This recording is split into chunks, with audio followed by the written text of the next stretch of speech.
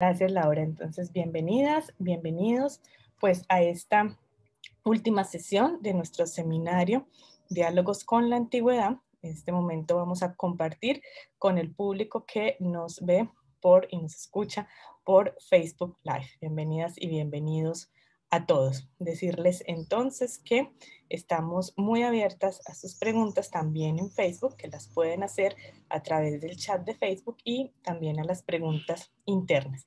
Quiero agradecer antes de terminar estas dos jornadas al personal de UD Arroba y a nuestra comunicadora Laura Chandía, que nos ha acompañado en estos 2 días y ha hecho nuestra vida tan fácil. Y presentar a nuestra invitada de hoy, a nuestra última invitada, a la profesora Liliana Carolina Sánchez Castro. Carolina es doctora en filosofía de la Universidad Nacional de Colombia y para mí es además un placer presentarla porque Carolina nos acompañará en el Instituto de Filosofía ya a partir de esta semana en la Plaza de Filosofía Antigua. Estaremos entonces iniciando lo que yo espero sea un trabajo muy exitoso en una plaza que han ocupado ya otras personas como nuestro querido Jairo Escobar o como Luz Gloria. Entonces, Carolina, pues que esto sea una bienvenida al instituto, a la plaza, a un trabajo conjunto, que nuestros estudiantes entonces te conozcan y nuestro público. Bienvenida a la universidad con Aristóteles y su método dialéctico. El caso del nus en el de ánima, que ya empezamos con problemas. Bienvenida y gracias, Carolina. Mil gracias, Paula. Muchas gracias también por la bienvenida. Yo, la verdad, estoy dichosa de ahora, pues, ser colega de ustedes y estoy segura que vamos a llevar a cabo un montón de proyectos muy interesantes. También para mí, pues, es muy interesante poder presentarles esto porque es una de las cosas que a mí más me ha causado, digamos, es una gran obsesión que yo tengo, el método dialéctico, que nosotros vemos presente en los tratados científicos de Aristóteles, y sobre todo porque resulta muy extraño que a nosotros nos vendan esa idea de la ciencia aristotélica como algo tremendamente, digamos, asertórico, como algo tremendamente conclusivo, que nos presenten, digamos, el proyecto de los analíticos como el modelo de ciencia que naturalmente es el modelo que Aristóteles presenta, pero nos encontramos al mismo tiempo en los tratados aristotélicos con un proceder un poco diferente, ¿no? Un proceder problemático, un proceder, digamos, tentativo, un proceder que está lleno de interrogaciones y que además de todo está en diálogo con otras teorías, ¿no? Ahora bien, durante mucho tiempo se catalogó, digamos, el tratamiento de Aristóteles, en particular con los presocráticos, como una especie, digamos, de distorsión deliberada, ¿no? Aristóteles lo que estaría sería distorsionando el pensamiento de estos pensadores con el fin de mostrar una suerte de superioridad filosófica, de superioridad teórica. Y esa es una manera de interpretar a Aristóteles que fue muy difundida durante muchísimo tiempo y que tuvo exponentes tan importantes como Chernis y como Hamlin. Es verdad que esa es una interpretación que ha sido felizmente dejada de lado, superada, y se le ha dado un lugar más importante a la dialéctica en todo el proceso, digamos, en todo el proyecto científico aristotélico, pero también en su metodología. Se le ha vinculado a este tipo de dialéctica que aparece en los tratados, con, por ejemplo, el tipo de dialéctica más socrático, ¿no? De evaluación de opiniones de otros interlocutores, que es, por ejemplo, la tesis de Polanski, en particular en el caso del de Ánima, pero igual nosotros nos encontramos con que por más de que nosotros queramos validar la dialéctica aparentemente se dice de muchas maneras. No es el mismo proceder el que encontramos en el de Ánima, el que encontramos en la física, el que encontramos en generación y corrupción o el que encontramos en la metafísica. ¿Mm? Tenemos procedimientos diferentes, procedimientos que digamos, están siendo manufacturados a medida que Aristóteles se va encontrando con su objeto de estudio, y en algunos de estos casos tenemos que el objeto de estudio mismo está en cuestión, ¿no? Sin embargo, no siempre se establece el objeto de estudio, el punto de partida de la misma manera.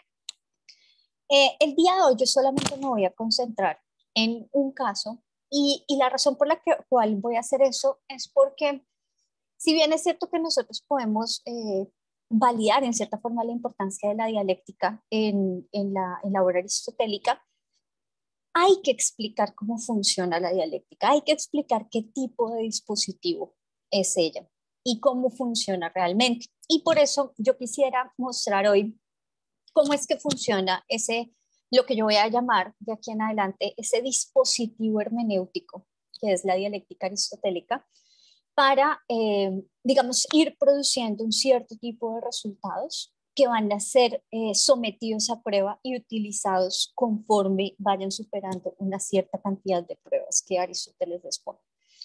El más interesante de todos estos, y que por eso les decía, se ha vuelto últimamente una obsesión para mí, es el caso del concepto de nous, que es un concepto muy querido para Aristóteles. Es un concepto, digamos, que encuentra, y en particular, digamos, la teoría anaxagoria es una teoría que encuentra, digamos, grandes aplausos, un muy buen recibimiento por parte de Aristóteles, a pesar de que Aristóteles también aplique sus manos críticas sobre ella. Pero además de todo, digamos que es realmente lo que me interesa, es un concepto que somete a prueba constantemente los resultados que Aristóteles va obteniendo durante el de ánima. Hay una traducción muy reciente del de ánima, la de Christopher Shields, y por ejemplo Shields sostiene que en el de ánima vemos al menos 3 modificaciones del modelo hilemórfico. O sea, como que Aristóteles dice, bueno, voy a utilizar el modelo hilemórfico, pero este modelo necesita ser retrabajado constantemente para que resulte, digamos, explicativo de diferentes fenómenos. O sea, digamos, no sirve el modelo en términos brutos, tiene que ser ajustado a cada caso. Shields, yo creo que tiene razón en esto, dice que la prueba más grande que tiene el modelo hilemórfico es justamente la prueba de la intelección. Ahora, yo no voy a utilizar la misma tesis de Shields, porque como les digo, lo que a mí me interesa es mostrar cómo funciona el dispositivo, y en particular porque siempre he pensado, aunque casi nunca he tenido éxito en probarlo, que el procedimiento que nosotros tenemos en el libro primero, el de ánima, sí está conectado de alguna manera con lo que encontramos como resultados positivos de la psicología aristotélica en el libro segundo y en el libro tercero. Ahora, dije ahorita que no he podido lograrlo, pues digamos, mostrarlo con mucho éxito casi nunca, pero creo que este caso que vamos a ver hoy sí es un buen candidato para someter a prueba esa tesis. ¿Ok? Entonces, lo primero que habría que tener en cuenta es que Aristóteles empieza el de ánima diciendo, perdón, me devolví un momento, vamos a estudiar el alma porque es uno de los objetos más excelsos, contribuye muchísimo al conocimiento de la verdad. Sin embargo, es un objeto sobre el que no tenemos ninguna certeza, ninguna pistis, ¿no? Esta es una frase de ánima que ha sido bastante discutida, porque no tener certeza en cierta forma significa no tener absolutamente, digamos, ningún tipo de establecimiento del objeto de estudio, ¿no? Vamos a hacer un tratado sobre el alma, pero no tenemos ni idea qué es el alma. Entonces, en cierta forma, necesitamos tener una base para ese estudio, una especie de punto de partida epistémico que sea tal vez no lo suficientemente robusto, sino más bien lo suficientemente flexible como para que pueda producir los problemas, producir las aporías con las que se va a trabajar de aquí en adelante, ¿no? Naturalmente, Aristóteles en el primer libro nos muestra todas las preguntas que él tiene sobre el alma, qué tipo de cosa es, bajo qué género cae, si es divisible o no, etcétera, etcétera. Y después de eso es que encontramos el procedimiento dialéctico de revisión de opiniones de los predecesores, ¿no? De los protopsicólogos, por así decirlo. Y Aristóteles dice, todos ellos pensaron que el alma era el principio o de movimiento o de sensación, ¿no?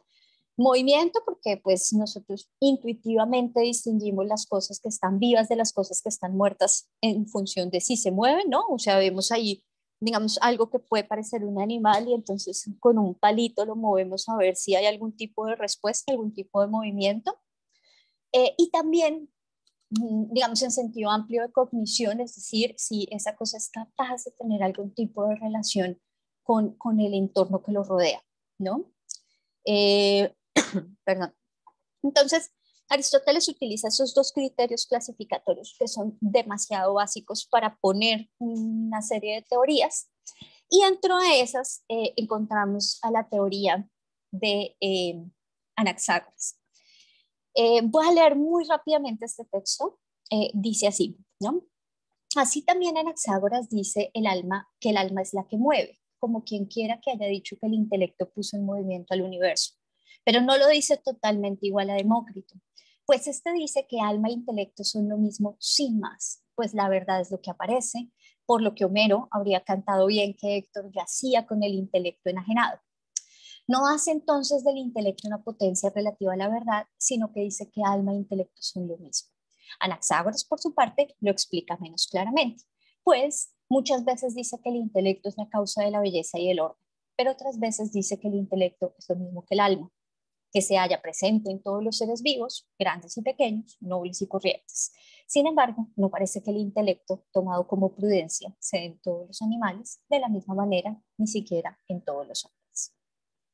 Este primer testimonio es muy interesante porque Aristóteles dice, bueno, Anaxágoras nos presenta una teoría en la que este principio, el intelecto, el nous, es responsable tanto de movimiento como de la cognición. ¿Mm? Y él dice, bueno, hay algo que no es muy claro. Esta teoría, alguien podría pensar que es la misma que Demócrito, sin embargo, no es la misma que la que sostiene Demócrito. Pero aún así, digamos, vamos a proceder con esa comparación. Y eso es interesante porque eh, efectivamente la comparación que está estableciendo Aristóteles tiene, digamos, obedece a lo que yo llamo ese dispositivo hermenéutico. Y justamente, por ejemplo, acá tengo un esquema, ¿no? Fíjense que Anaxágoras nos dice, Aristóteles dice que el alma es un principio motor. Bueno, en realidad no nos dice eso nunca, pero es como si fuera una premisa que está ahí supuesta, más bien nos dice el intelecto es un principio motor.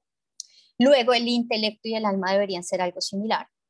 En Demócrito, el intelecto y el alma son algo similar, aunque el alma, digamos que concierne a las apariencias, es relacionado con el principio de sensación, y en cambio el intelecto que concierne a la verdad es relacionado con un principio intelectivo.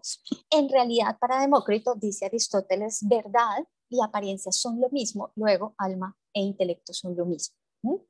Y luego vuelve en este procedimiento, digamos, analógico a Anaxágoras. Entonces dice, bueno, vamos a ver si esa es la misma manera de entender de Anaxágoras. Definitivamente no, porque dice, bueno, para Anaxágoras, alma puede ser similar a intelecto, en el sentido en que el intelecto es al mismo tiempo motor, principio motor intelectivo, ¿no? Está en todos los animales, por ejemplo, y sabemos nosotros que todos los animales tienen al menos un principio, digamos, sensitivo, y el alma es eso que nosotros, digamos, con estas teorías muy precarias, ubicamos como principio de sensación.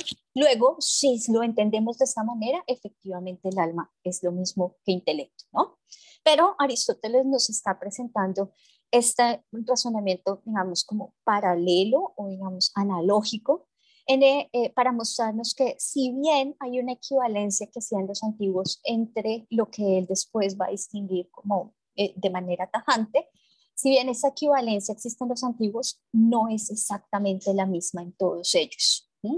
Es un punto que a mí me parece muy importante sostener, porque muchos de los intérpretes dicen, no, es que Aristóteles pensaba que todos ellos pensaban lo mismo. Y acá claramente se muestra que Aristóteles está diciendo con todas las letras, no, Hay unas similitudes, de pronto, digamos, la conclusión es la misma, pero el procedimiento no es el mismo, ¿no?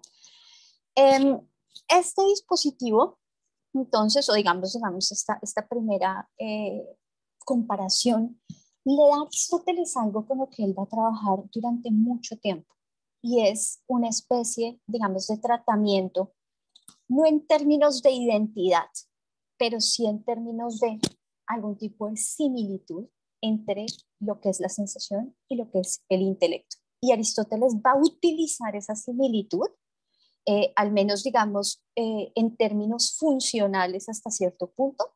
Y digamos, este problema, el hecho de que haya esa similitud para dos facultades, si se quiere, ¿no? La sensitiva y la intelectiva, que son de naturalezas diferentes, el hecho de que exista esa similitud le produce a Aristóteles unas aporías con las que va a poder trabajar de manera, digamos, específica en la definición de lo que es la sensación en el libro segundo y lo que es la intelección en el libro tercero. Siempre vamos a encontrar que utiliza exactamente esta misma comparación para tematizar al respecto, ¿no?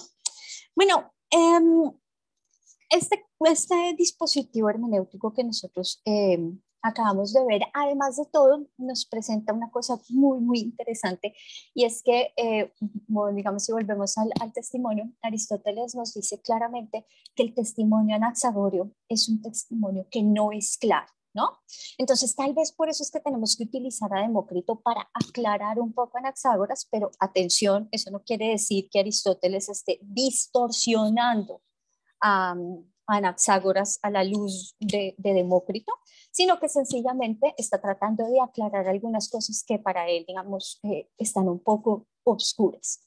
Ahora, ¿qué significa para Aristóteles necesitar aclarar algo? O bien, uno, los términos son ambiguos, o bien, dos, hacen falta términos en el razonamiento. En el caso de Anaxágoras parece que ambos problemas están conjugados. Por un lado, nos hacen falta elementos en el razonamiento, pero por el otro lado también hay una ambigüedad que hay que salvar, y es precisamente la del término nous. Aparentemente, Anaxágoras con el término nous se refiere a muchas cosas que necesitan ser distinguidas. ¿Bien? Entonces, ese diagnóstico de Aristóteles, digamos, se redondea en este segundo pasaje del libro primero de Ánima, cuando Aristóteles nos dice, cito, Anaxágoras, a su vez, parece afirmar que el alma e el intelecto son distintos, como ya dijimos antes, si bien recurre a ambos como si se tratara de una única naturaleza, a pesar de que, sin lugar a dudas, proponga el intelecto como principio de todas las cosas. Afirma al respecto que solamente él, entre los seres, es simple, sin mezcla y puro. Pero al decir que el intelecto pone todo en movimiento, atribuye el mismo principio tanto el conocer como el mover. Este texto yo lo estaba leyendo hace 2 semestres con unos estudiantes, y ellos me decían, pero a ver, Carolina, o sea, este señor, como que, como digo una cosa, digo otra. O sea, al principio nos dice que Anaxágoras dice que el alma y el intelecto son lo mismo, y ahora, como 2 párrafos después, nos dice que en realidad Anaxágoras dice que son distintos. Al fin que, ¿no? Bueno, Aristóteles produce ese tipo, digamos, de sensación de estupor, sobre todo cuando dice que las cosas son sí y no, ¿no? Cuando responde a algo, este es el caso, él dice sí y no, ¿no? Vamos a mirar en qué sentido sí y en qué sentido no. Y acá, por ejemplo, es uno de ellos, ¿no? Acá ya nos está diciendo que Anaxágoras, de hecho, no es como Demócrito, de hecho sí considera que alma e intelecto son distintos, aunque los trata como si fueran una única naturaleza. Eso es tremendamente crítico. Eso habría que explicar en qué consiste.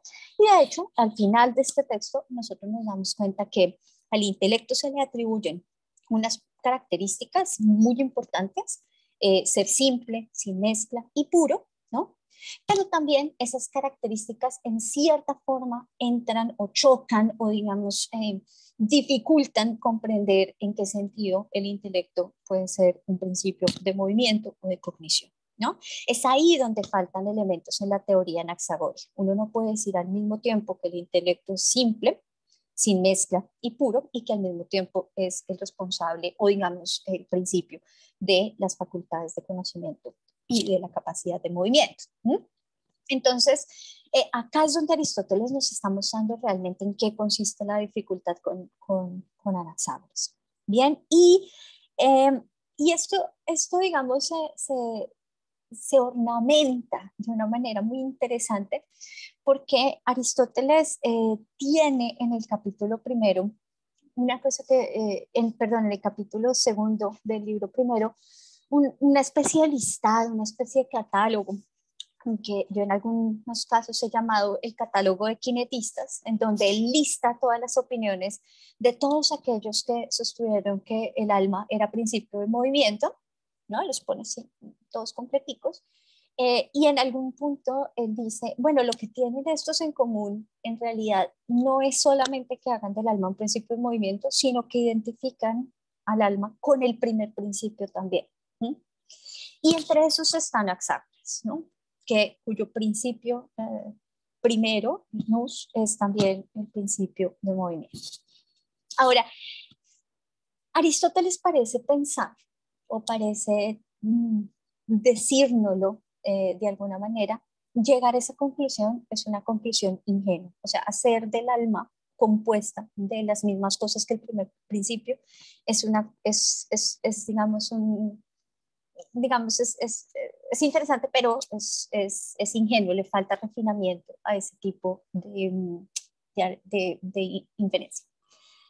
Si nosotros miramos este texto con un poquitico de cuidado o hacemos una suerte de reconstrucción, este texto que acabo de mostrar, efectivamente el intelecto es diferente del alma, a pesar de que se ha tratado intelecto y alma como una misma naturaleza, ¿no?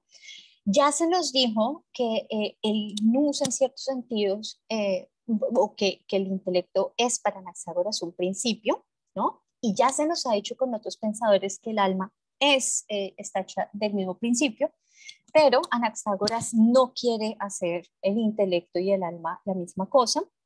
La razón es porque el intelecto es simple, sin mezcla y puro, y entonces uno tendría que concluir, bueno, de pronto tal vez el alma no tiene esas características particulares que sí tiene el intelecto.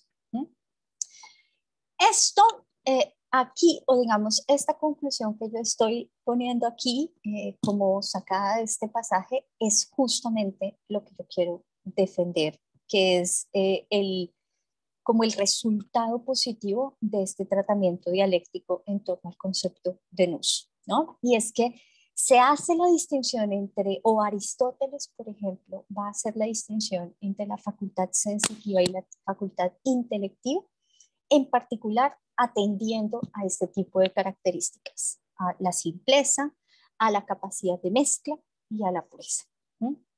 En términos muy básicos, obviamente va a tener un aparato mucho más sofisticado, pero ya les voy a mostrar por qué razón es que me interesa mostrar esto.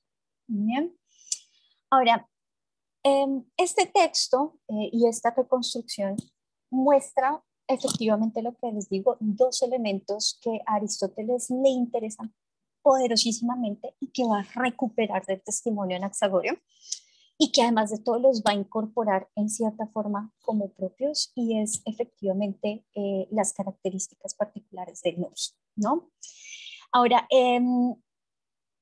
eso es muy interesante porque es como si Aristóteles en cierta forma nos estuviera diciendo, bueno, el nous anaxagorio,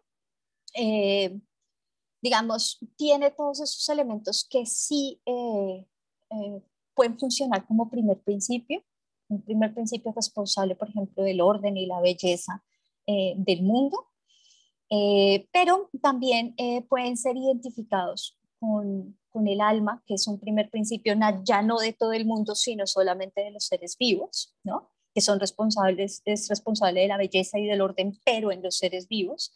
Y digamos que en cierta forma lo que diríamos es que si bien el alma no es exactamente el primer principio, es un derivado de él, ¿no?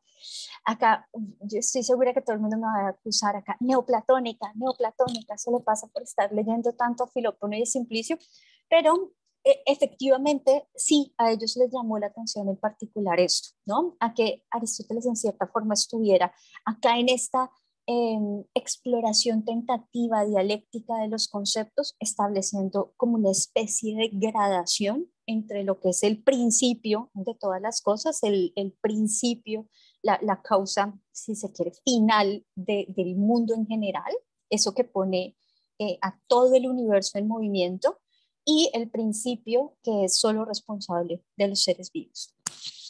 Bien, todo esto queda supremamente en la oscuridad, pero tal vez se puede comprender un poco mejor, o tal vez lo puedo confundir un poco mejor también a la luz de este siguiente texto. Aristóteles nos dice, sí, Anaxágoras es el único en afirmar que el intelecto es sin afección, ese término ahí es apate, y que nada tiene en común con ninguna otra cosa. ¿Cómo y por qué causa conoce, siendo de tal clase? Ni lo ha dicho, ni es claro a partir de sus afirmaciones. Bueno, este texto tiene abolengo. Primero, esta es una de las razones por las cuales buena parte de los intérpretes de Anaxágoras odian a Aristóteles. Dicen, ay, Aristóteles está diciendo que Anaxágoras decía que el intelecto es apate, cuando eso no podía ser una palabra anaxagoria por nada del mundo. Entonces está distorsionando y está cambiando las reglas de juego y está haciendo decir a Anaxágoras cosas que no son.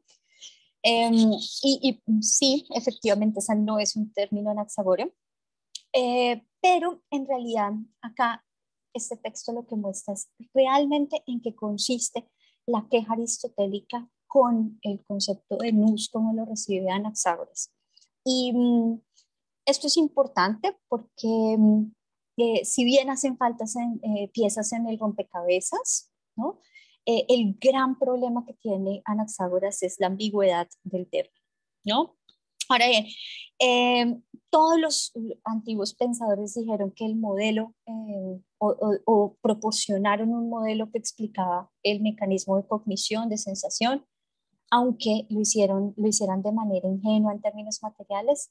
Anaxágoras hubiera podido querer dar ese mecanismo, pero debido a que las características de su nous, la falta de mezcla, la pureza y la simpleza, están puestas siempre de presente, pues Anaxágoras no hubiera podido utilizar ese mismo mecanismo que Aristóteles está descubriendo en todos los otros, que es el mecanismo de la comunidad, ¿no? De lo que hay en común entre alma y cuerpo. Bien, hasta acá entonces nosotros decimos, bueno, ¿y dónde está el truco? Eso es claro.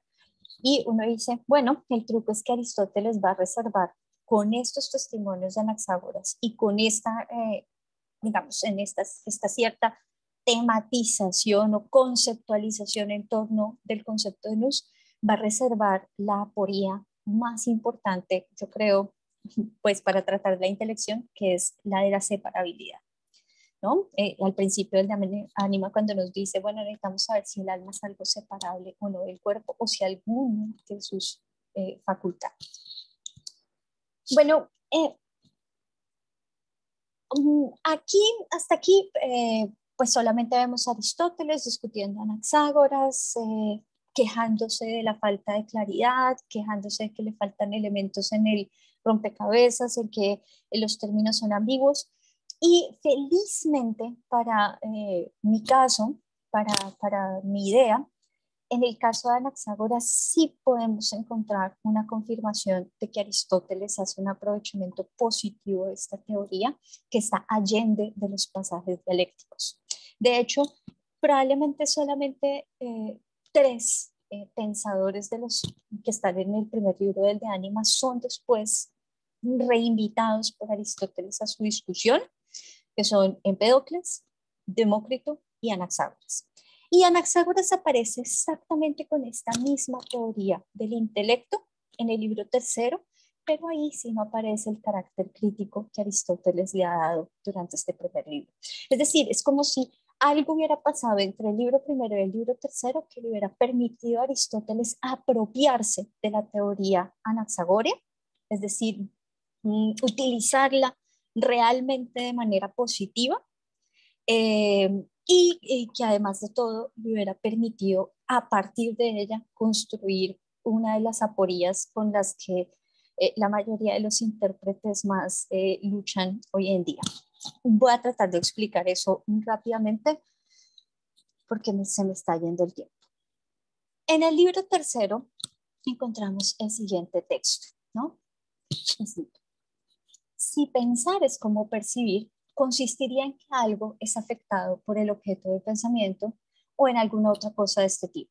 Por lo tanto, es preciso que sea impasible, pero no capaz de recibir la forma, que sea tal cosa, pero capaz de recibir la forma, perdón, que sea tal cosa en potencia, pero no esta, y que sea de tal tipo que como lo es en la facultad sensible respecto de los objetos de la percepción, así sea el nous con respecto a los objetos de pensamiento. Este texto me interesa recuperarlo a pesar de que no se encuentra el nombre de Anaxágoras ahí, es porque es exactamente la misma aporía o digamos la misma comparación que encontramos con el caso de Demócrito, ¿no? Vamos a trabajar con una comparación entre el pensamiento, digamos, la intelección y la percepción, a pesar de que sepamos que no son lo mismo, pero vamos a utilizar esa especie de comparación, esa analogía, de manera funcional para poder explicar en qué consiste realmente la intelección. ¿Mm? Este, este texto es muy, pues yo no sé, acá parezco como loca porque me da muchísima risa esto, porque cuando uno lee los comentaristas, acá los comentaristas se dividen en dos, entre los que están absolutamente desesperados con que Aristóteles vuelva y traiga esta analogía. Entonces, por ejemplo, ustedes tienen una gran cantidad de comentaristas, Hamlin el primero y otros que vienen detrás de él, diciendo que les parece absolutamente incomprensible que Aristóteles vuelva a insistir en esta analogía si ya 1000 veces ha dicho que sensación y pensamiento no son lo mismo. Y hay otros, un poquito más indulgentes, como por ejemplo Ross y toda la tradición que se deriva de él, que dicen, no, claro, él sabe que no son lo mismo, pero metodológicamente la analogía, la comparación sigue siendo fructífera. ¿Sí? ¿Y por qué sigue siendo fructífera? Digamos, porque vale la pena seguir insistiendo en él. Bueno, porque es que hay unos términos o hay, digamos, unos paralelos que se pueden establecer. ¿Mm? Por ejemplo, si decimos que el pensamiento y la sensación son algo, son un mecanismo, y ambos consisten en padecer algo bajo algo, en un pasenti upo x, ¿no? O digamos, si al menos tratamos de explicarlos en esos términos, eso, ser, digamos, o padecer algo bajo la acción de algo, es algo que Aristóteles va a ser equivalente de una manera mucho más refinada con el ser capaz de recibir una forma. ¿Mm? Y acá tenemos el esquema completo, ¿no? Tenemos la facultad de pensamiento, tonoein, el objeto de pensamiento, tonoetu, lo conocible, que el pensamiento sea apatés, que sea impasible, y nos dice Aristóteles que esté siempre en potencia. Entonces uno, digamos, si uno sigue lo que se nos presenta en esta analogía, tenemos que todo Einstein, el percibir, también tiene su objeto, ¿no? Lo perceptible. En vez de ser impasible, en cambio es patéticos. Bueno, ahí hay una gran discusión porque vamos a encontrar también unos patéticos, pero eso lo dejamos para otro día con otro entusiasmo diferente. Y entonces diríamos que a diferencia del nous que siempre está en potencia, la facultad perceptiva en cambio a veces está en acto. ¿Mm? Bueno, ya para redondear, para dónde voy con todo esto, tenemos que la insistencia en ese esquema que acabo de mostrar, justamente nos muestra que Aristóteles, digamos, tiene un modelo, el modelo, digamos, de hacer funcionar tanto la sensación como la intelección, por lo menos involucrando dos elementos, aquello que actúa y aquello sobre lo cual se actúa. Y esa teoría, además de todo, es complementada con una teoría de la potencia. En este sentido, yo estoy totalmente de acuerdo con Shields. Él dice, en donde encontramos cómo Aristóteles trabaja sobre el modelo hilemórfico es en cómo, digamos, hace uso de la teoría del acto y la potencia y la teoría del actuar de algo sobre algo para hacer funcionar el modelo hilemórfico para explicar cada una de estas facultades, ¿no? Ahora, ¿qué es lo bueno? La teoría del acto y la potencia nos asegura el dinamismo de los procesos psicológicos, tanto de la percepción como de la intelección, sin desembocar en la disgresión, ¿no? En la separación total de cuerpo y alma. Y por el otro lado, el de actuar sobre algo, ¿no? La teoría de que algo actúe sobre otra cosa, también nos funciona muy bien porque nos asegura el poder causal del alma sobre el cuerpo, ¿no? Y fíjense que muchos de los lectores del libro tercero del De Ánima han acusado a Aristóteles por eso acá de platónico, ¿no? Como, ay, otra vez Aristóteles, digamos, insistiendo sobre que el alma es una especie de capitán, ¿no? En un barco, ¿no? Ahora bien, de todas maneras hace falta un elemento más que es el que quiero presentar con este. Dice, y cito, entonces, puesto que conoce todo, es necesario que sea sin mezcla, así como dice Anaxágoras, para que pueda mandar, esto es, para que conozca, pues la interposición de lo que es distinto obstaculiza y obstruye. De esta manera no tiene ninguna naturaleza propia, sino esta, que es potencia. Entonces, el llamado intelecto del alma, me refiero al intelecto con el que el alma razona y enjuicia, no es ninguno de los seres en acto antes de conocer. Por esto no tendría sentido que estuviera mezclado con el cuerpo. En efecto, tendría una cualidad, o frío o caliente, y tendría un órgano como la facultad sensitiva, pero no son las cosas, no lo tiene. Este texto es interesante porque nos muestra efectivamente que Aristóteles ha ido trabajando su modelo tanto de la percepción como de la intelección y los ha ido trabajando paralelamente. Justamente, digamos, la analogía le sirve para mostrar en dónde los elementos quedan faltando o dónde los elementos no funcionan de la misma manera. Entonces tenemos esa triangulación de la percepción.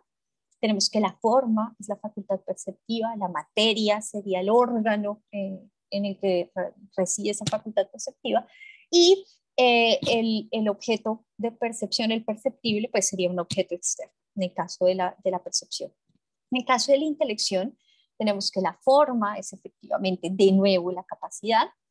No tenemos materia porque no hay órgano para esta facultad. Y además el objeto, el noeticón, el objeto de pensamiento, pues Aristóteles no nos lo dice, pero si la analogía corre exactamente como la estamos viendo, tendría que ser un objeto interno, ¿no?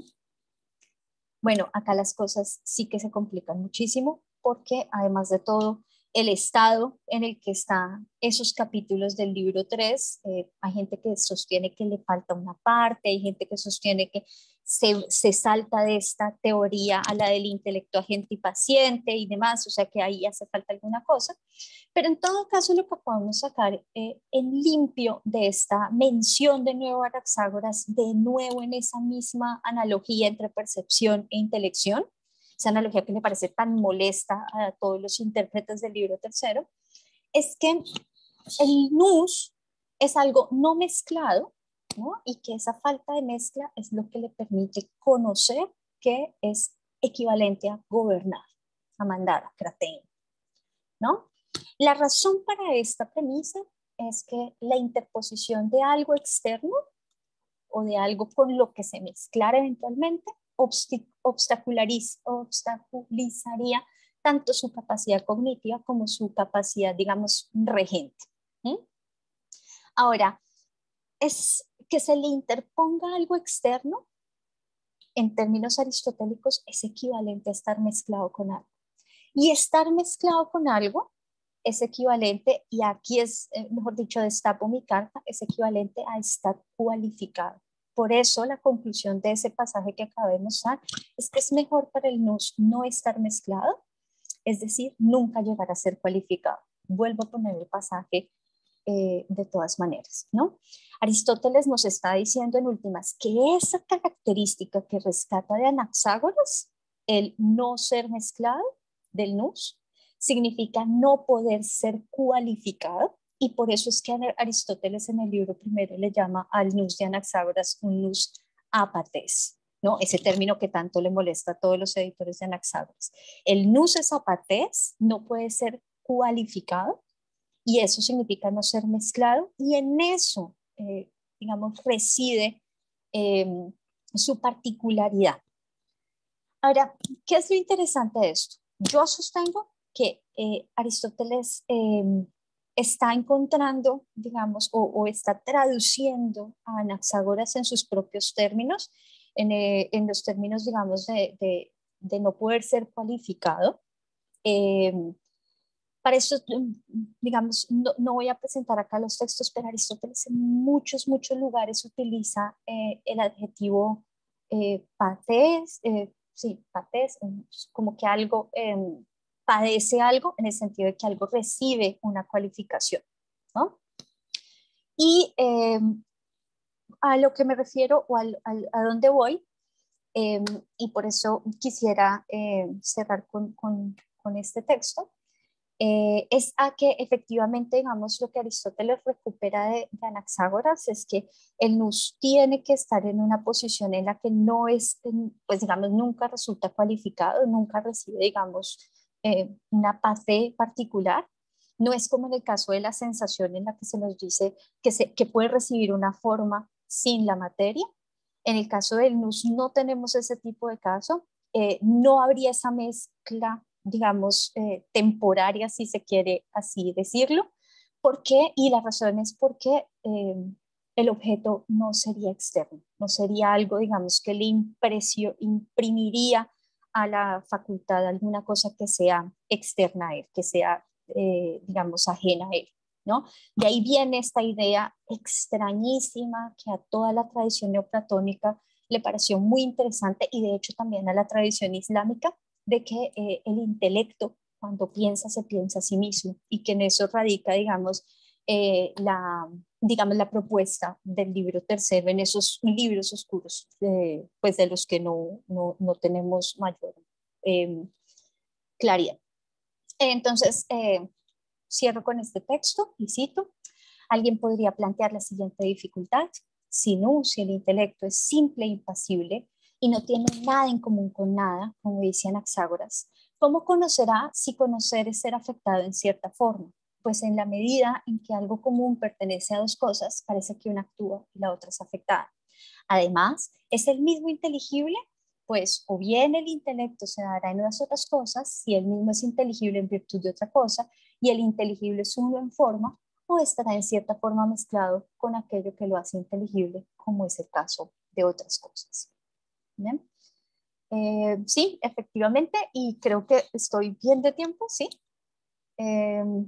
Entonces, bueno, eso es lo que les quería presentar. Entonces, sí, al menos fui un poquito persuasiva, logré mostrar que el procedimiento dialéctico del libro primero está en perfecta consonancia con la teoría, digamos, propiamente aristotélica del libro tercero, y que los elementos o para lo que le sirve a Anaxágoras Aristóteles es justamente para incorporar esas características que necesita tener la facultad inteligible, que la hacen diferente de la facultad sensible, aunque operativamente la analogía sirva para mostrar cómo funcionan ellas dos, o al menos en lo que difieren. Muchísimas gracias. Carolina, muchas gracias. Vamos a ver si fuiste persuasiva. Miremos a ver en las preguntas que nos cuentan. Antes de darle paso a sus preguntas, tanto en Zoom como en nuestro chat de Facebook, me gustaría recordarles que este evento ha sido organizado por la Maestría de Estudios Clásicos de la Universidad de los Andes y el Grupo de Ética del Instituto de Filosofía. Recordarles que tanto el Instituto de Filosofía como la Maestría de Estudios Clásicos se encuentran en inscripciones para el posgrado, para la maestría, el caso del Instituto de Filosofía para la maestría y el doctorado. Las y los invitamos en nuestro instituto a conocer a través de la página web las ofertas y las fechas de inscripción, y también en el caso de la Universidad de los Andes les vamos a compartir el link y estamos pues abiertos a sus preguntas acerca de nuestros posgrados. Nos encantaría que pudieran revisar la información. Entonces, vamos a darle paso a las preguntas. Tengo aquí interno en Zoom la pregunta de Alfonso Correa. Empecemos entonces, Alfonso. Muchas gracias, Paula. Muchas gracias, Carolina. Me pareció muy claro y me pareció muy convincente. No creo que tengas que preocuparte de tus influencias neoplatónicas. La cosa va por buen camino. Tengo una pregunta muy general, como para volver a tu intención primaria, porque el propósito entonces es validar la idea de la utilización de un método dialéctico y de cómo opera. Ese es como y el ejemplo es un ejemplo muy denso, y me parece que tu ejemplo lo ilustra bien, pero quiero volver a cosas un poquito más básicas, porque tú misma te ves obligada a utilizar, y al comienzo nos advertiste que había que distinguir como distintos usos del método dialéctico, ¿sí? Por un lado, y tú misma después propones no una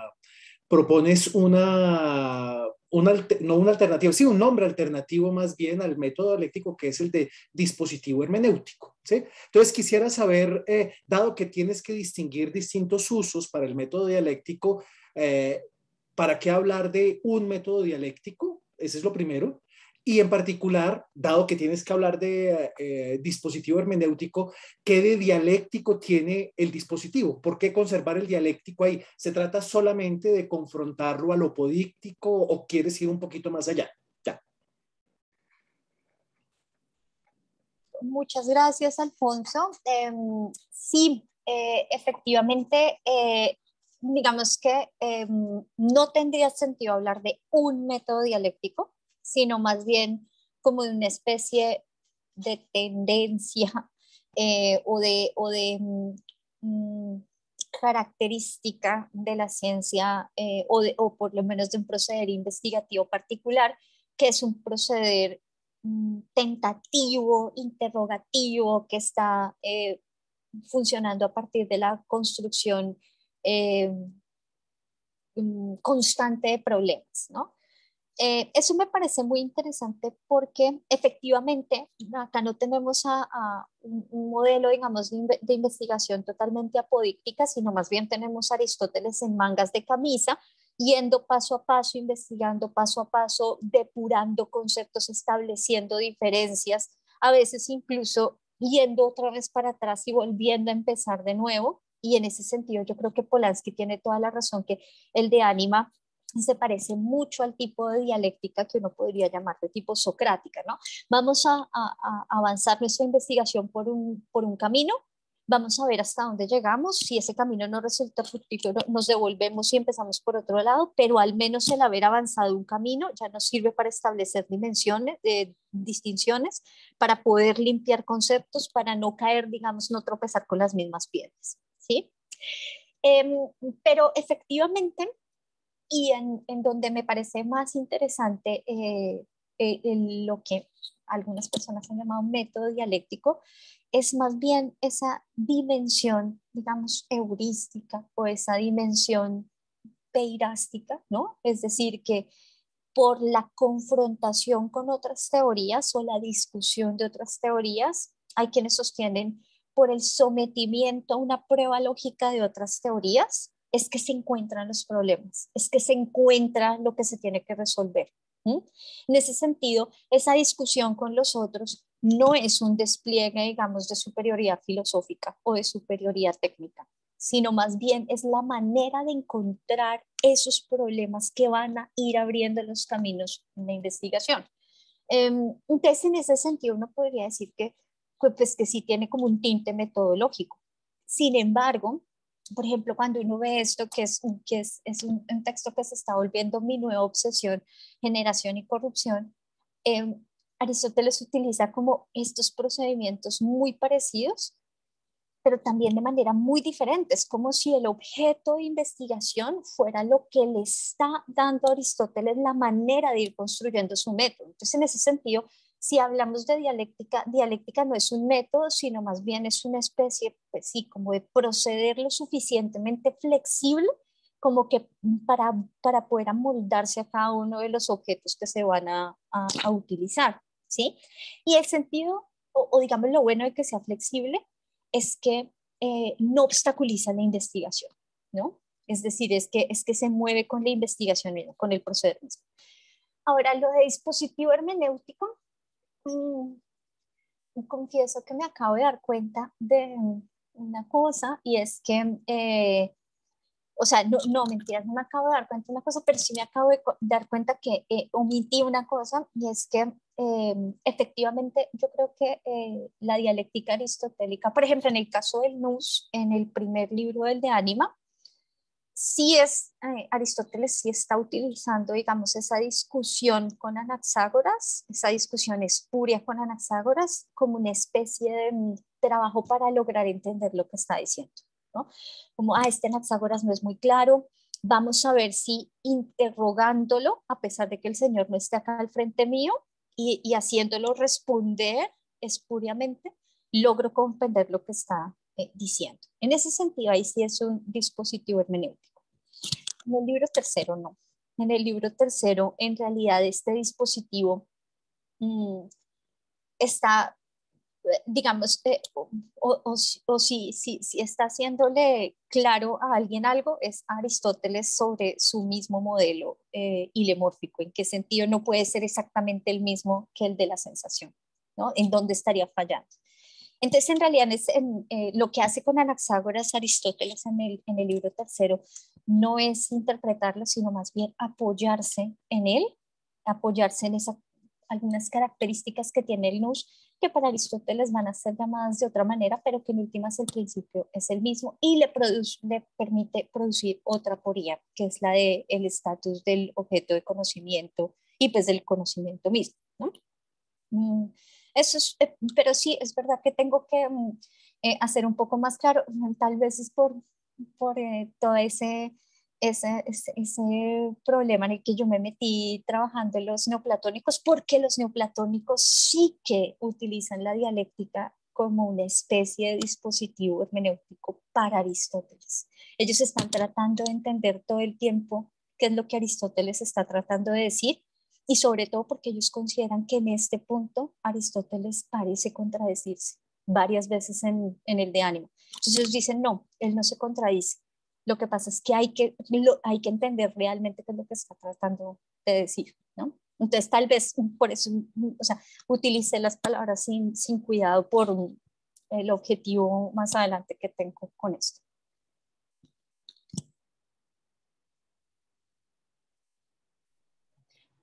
Alfonso, muchas gracias por la pregunta. Voy a leerte otra pregunta, Carolina, que me aparece según veo en el chat. Muchas gracias por la profundidad de su estudio sobre Aristóteles. Al respecto surge una pregunta. El alma, nous, lo pone el alma, entre paréntesis nous, no sé si lo puedes ver ahí también en el chat. ¿Sigue siendo un objeto de investigación en la actualidad con el mismo interés que en la antigüedad clásica? Muchas gracias. Pues yo no quiero ser acá como pedante, pero yo creería que sí. O sea, no quiero ser pedante en el sentido que hay mucha gente que dice, ay, es que ustedes los que trabajan Antigua, siempre las conclusiones de todos sus argumentos eso ya lo había dicho Aristóteles, ¿no? Pues, o sea, no quiero decir eso, pero un poquito como, de pronto, no es que Aristóteles tenga siempre todas las respuestas, pero al menos sí es una fuente inagotable de problemas que incluso en la actualidad siguen siendo, pues, objeto de investigación. De hecho, la mayoría de estos problemas que están en el de Ánima, pues, son dulces para la filosofía de la mente.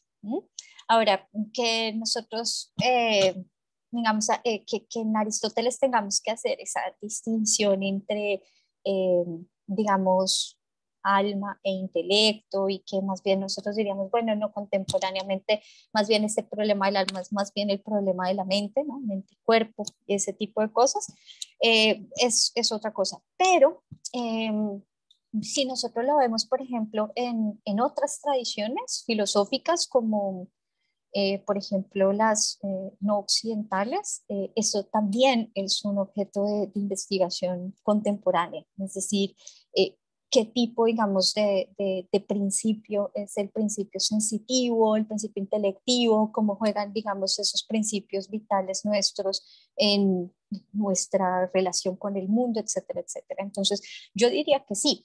Ahora bien, ¿será que también, pues digamos, para hacer un poco metafilosofía de esto, será que también es un problema contemporáneo el del método? Y yo diría, sí que sí, sí que sí, efectivamente, porque digamos a uno cuando le dicen, cuando uno tiene que llenar esos formularios de investigación que son tan odiosos y le dicen a uno como, ¿cuál es su metodología? Y uno dice, bueno, yo de filósofo, pues, leo, tomo unas notas, las pienso, las tacho, las vuelvo a leer, o sea, no, uno tiene un método, digamos, que también depende del tipo de objeto de estudio que uno está enfrentando y de la relación que uno pueda tener con él.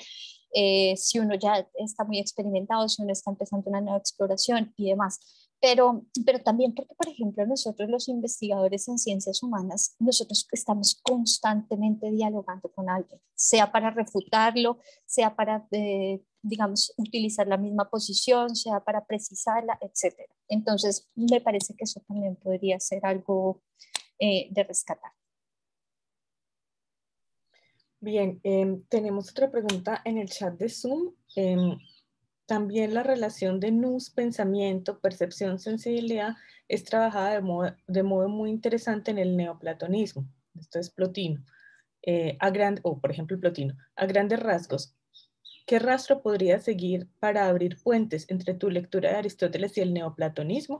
¿Recomiendas algún estudio sobre esta cuestión? Gracias. Bueno, en eso me la he pasado los últimos 10 años.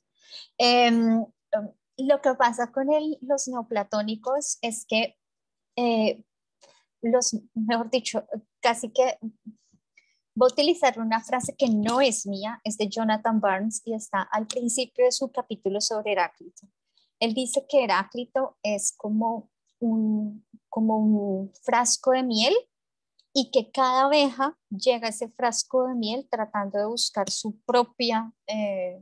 pues su propio gusto particular. Yo diría que el neoplatonismo es exactamente lo mismo. O sea, en el neoplatonismo tenemos neoplatonismos de todos los tipos, más metafísicos, más místicos, más científicos. O sea, tenemos un montón de neoplatonismos diferentes. Y, por ejemplo, tenemos principalmente dos tipos tradiciones literarias en el neoplatonismo. La del tratado, como es el caso de Plotino, como es el caso de Jámblico, y la del comentario, como es el caso, por ejemplo, de Filópono y de Simplicio. Y son, digamos, dos tipos de producciones literarias que dan resultados totalmente diferentes. En el caso de Plotino, Plotino es un gran lector de Aristóteles. O sea, Plotino tiene, tiene una agenda eh, doctrinal, pero Plotino es un gran lector de Aristóteles. Y sobre todo es un gran metafísico. Es un metafísico supremamente cuidadoso. Entonces, en el caso de Plotino, casi que está por descontado la relación entre la teoría del alma aristotélica y la plotiniana. De hecho, varios de los tratados de Plotino casi que siguen a pie juntillas líneas del de ánima desde donde salen los problemas que él va a explorar.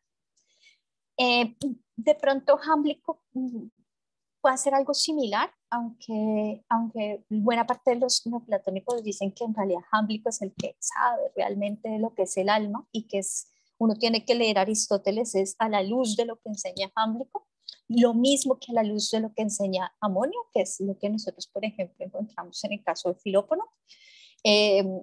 Entonces, digamos que claro que sí. Hay otra frase que a mí me gusta mucho utilizar, que no es mía, es de Lloyd Gerson. Él dice, todos los neoplatónicos son platónicos de corazón, pero aristotélicos en método. Y yo creo que eso es verdad.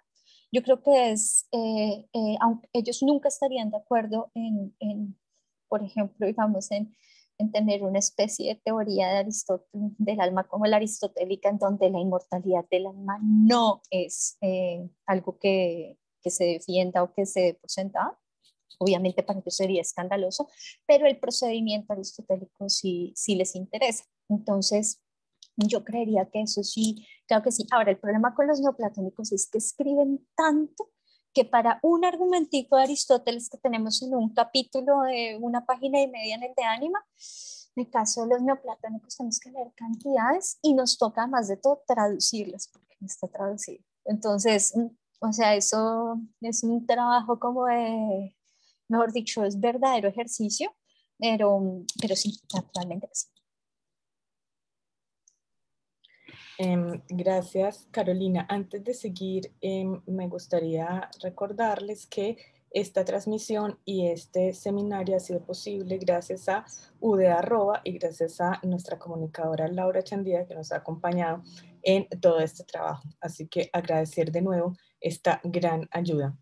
Yo tengo una pregunta y estando muy de acuerdo en lo último que le respondiste al profesor Alfonso, y es que, claro, uno puede decir que no hay un método, pero en el sentido también de que los objetos no permiten ser estudiados de la misma forma, entonces los acercamientos pues han de ser distintos, aunque hay una similitud, digamos, en decir, este es el camino, pero es que son distintos los caminos según el objeto.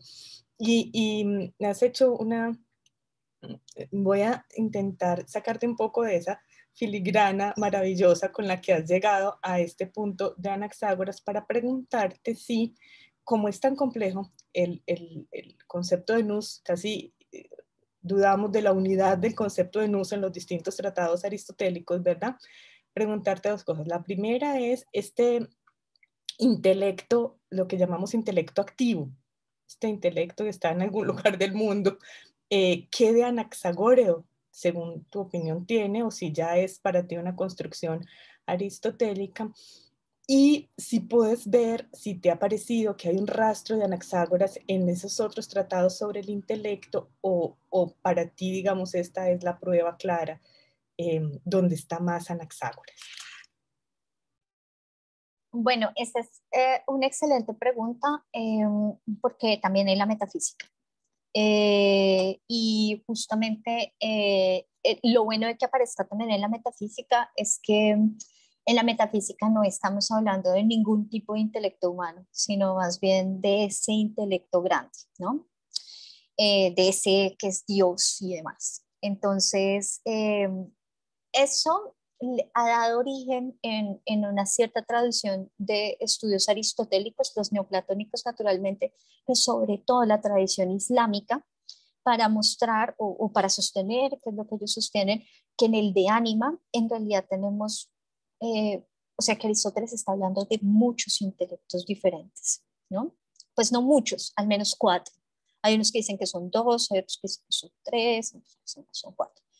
Y entonces, por ejemplo, gente como Alejandro de Afrodisias y buena parte de los neoplatónicos dirían que al menos uno tendría que distinguir este intelecto divino, digamos, no mezclado, puro, que sería identificado en cierta forma como con la causa final.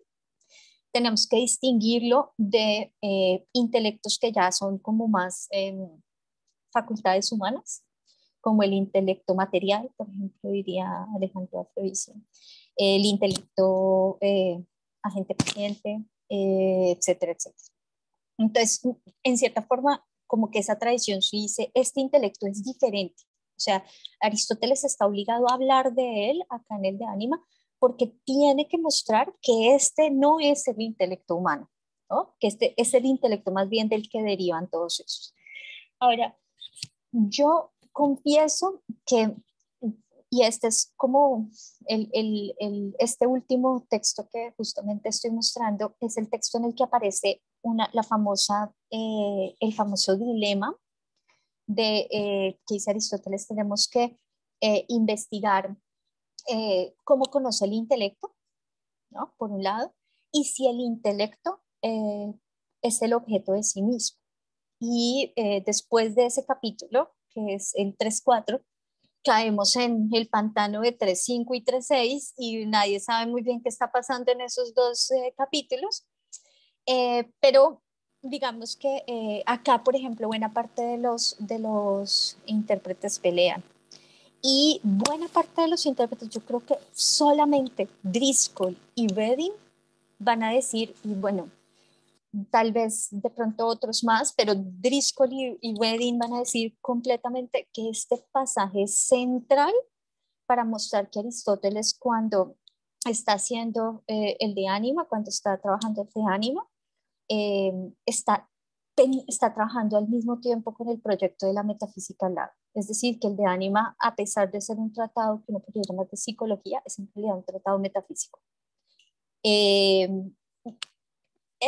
yo pensaría que en buena parte sí, que es perfectamente posible, y que el capítulo que tenemos antes, en donde se nos habló tanto de la fantasía y demás, justamente muestra que para Aristóteles hay intelección y efectivamente hay cognición, y hay cognición animal y hay cognición humana, y algunas más refinadas que otras, pero eso no es lo mismo de lo que estamos hablando acá cuando hablamos de este intelecto. Bien, gracias, Carolina. Cerremos con una pregunta de nuestro público de Facebook, de Wilber Tapia. Si el nous o el alma debe ser considerado como un principio simple, ¿por qué se habla del alma intelectiva, sensitiva y vegetativa? Excelente pregunta. Y justamente por eso es que el alma no puede ser equivalente al intelecto. Porque, bueno, por dos razones. Por esa y, digamos, porque la definición de alma es un problema también, pero el alma, digamos, no es como que tengamos tipologías, sino más bien una definición serial de alma, una que es condición necesaria de la otra, no como las muñequitas esas rusas, una dentro de la otra.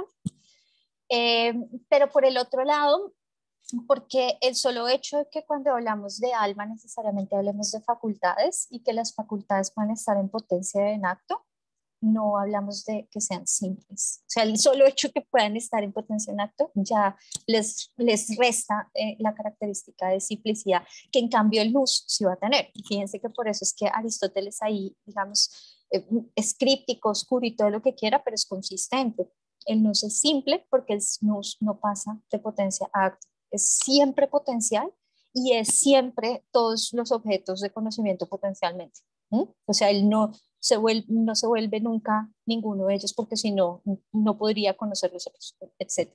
Entonces, efectivamente por eso es que nous y alma, esos dos términos no pueden ser equivalentes, no pueden ser al menos idénticos. Bien, perfecto. Pues Carolina, muchas gracias. De nuevo, bienvenida a lo que seguramente será muchos años de trabajo sobre todos estos temas. Y bueno, encantada de que nuestras y nuestros estudiantes puedan conocer tu trabajo. Agradecer muchísimo a las panelistas y a los panelistas que nos acompañaron en estos 2 días de trabajo arduo sobre el pensamiento de la filosofía antigua. Estaremos muy pronto volviéndolas a invitar a los espectadores y a nuestras espectadoras. Muchísimas gracias por habernos acompañado. Espero que nos volvamos a ver muy pronto. Un saludo entonces a todos y gracias. Hasta luego. Mil gracias, Paula. Encantada, como siempre. Chao. Nos vemos pronto.